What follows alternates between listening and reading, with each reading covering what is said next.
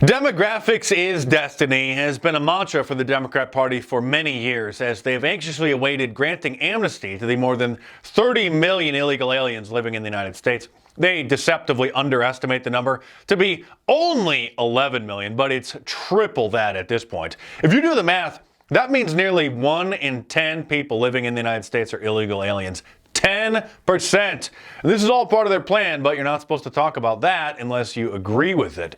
Politico, a leftist online outlet popular amongst DC elitists, once admitted back in 2013 that, quote, the immigration proposal pending Congress would transform the nation's political landscape for a generation or more, pumping as many as 11 million new Hispanic voters into the electorate a decade from now in ways that, if current trends hold, would produce an electorate bonanza for Democrats and cripple Republican prospects in many states.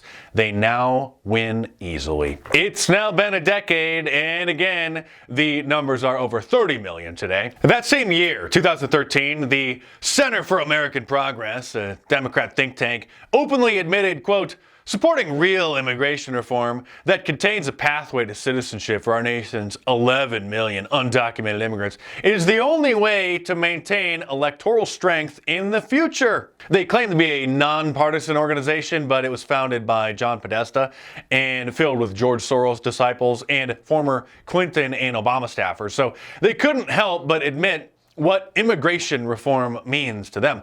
For years, Democrats have talked with glee about the population growth in Texas and other border states, which is a code word for the influx of millions of illegal aliens. Newsweek magazine even ran a headline titled, "America's Getting Less White, and that will save it," as paleoconservative Pat Buchanan warned over 20 years ago in his 2002 book, The Death of the West. Quote, uncontrolled immigration threatens to deconstruct the nation we grew up in and convert America into a conglomerate of peoples with almost nothing in common.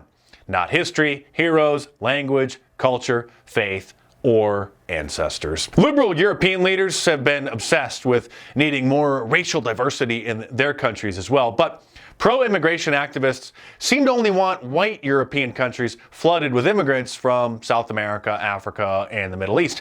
Interestingly, nobody's demanding that Israel accept an influx of non-Jewish refugees from other Middle Eastern countries. How about more African Muslims emigrate to Israel from places like Sudan or Somalia? If multiculturalism is so great, then why should they not want to participate in the global diversification? Subscribe to my channel, by the way, if you're new here, because you're obviously not going to hear any of this on Fox News, the Daily Wire, or any other brand name conservative outlet. Have you noticed there aren't any cries for Japan, China, or other Asian countries to become more diverse by adding millions of Africans, Hispanics, or Middle Easterners? They, like Israel, would instantly quash any such suggestions because they know that flooding their countries with millions of immigrants from other cultures would have dramatic and irreversible effects on their culture and their economy.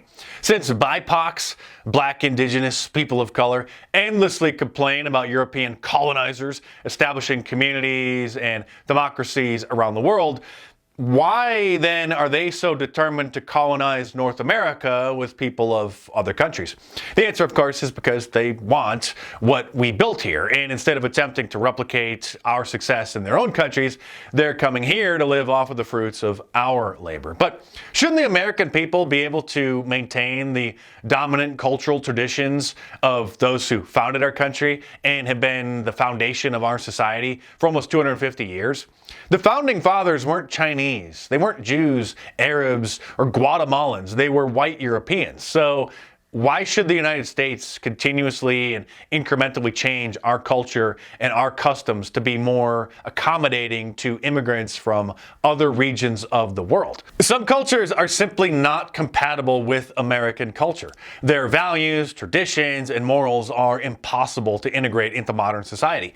For example, some Arab cultures believe women shouldn't be able to drive a car or work at a job or even go out into public without wearing a full burqa. Some Middle Eastern cultures Others even use bachabazi boys, which are young boys they abuse, like the Jeffrey Epsteins of ancient Greece. And by now we've all heard about the unusual dietary practices of Haitians, not to mention the prevalence of voodoo in their culture.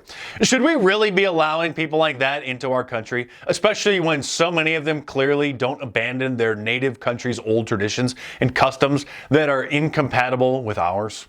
And many people in Mexico and South America see kingpins like El Chapo and Pablo Escobar as folk heroes. The locals loved them because they provided jobs. Latino gangs in virtually all parts of the United States, the American Southwest, the Pacific Northwest, the Midwest, the Mid-Atlantic region, the Northeast, and South Florida, work directly with the Mexican drug cartels.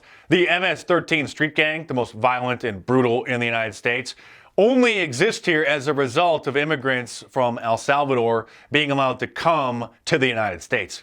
The diversity-obsessed leftists even oppose English as the official language for the United States, despite the Declaration of Independence and our Constitution obviously being written in English. So why shouldn't it be our nation's official language? Why should we let foreigners dictate the dominant language in our own country? Why should we have to be told to press 1 for English and numero dos for Espanol when calling every customer service number? Why should we have to deal with people in our own country at all who we can't even understand when they speak? Imagine if millions of Americans moved to China and then opposed Chinese as the official language, or demanded that tests in school be given in English, or said that they need more diversity to make China a better, stronger country by bringing in more non-Chinese people. If diversity is a source of strength in a society, as liberals always say, then why not import millions of Muslims to Israel, or millions of Indian people or Africans to Japan? Imagine white people moving to Japan en masse and then demanding that statues of their country's founders be torn down because of how they treated other races, or because the country bombed Pearl Harbor, which brought us into World War II. These are just some of the serious issues facing Americans which you're not supposed to talk about, because just noticing they exist opens up a gigantic can of worms and gets people thinking about what causes this to happen and why, and God forbid you muse aloud any of the obvious solutions to the problem. That's a guaranteed way to get yourself called a racist, a right-wing extremist, and a Nazi. And you will get censored from the big tech social media platforms. But thankfully, banning books is still somewhat taboo, although Amazon has banned a variety of them over the last 5 years. But mainstream conservative pundits won't dare point out which ones. I've done entire in-depth reports on it over the years, and it may be time for another one soon so that people don't forget. And speaking of books, if you like watching my more serious in-depth reports like this, then you'll really love reading my books. So order The War on Conservatives, my latest in paperback and now hardcover, from Amazon.com, or download the ebook from any of the major ebook stores. And of course, there's a link to the Amazon listing in the description below. So click it, head on over there, and check it out.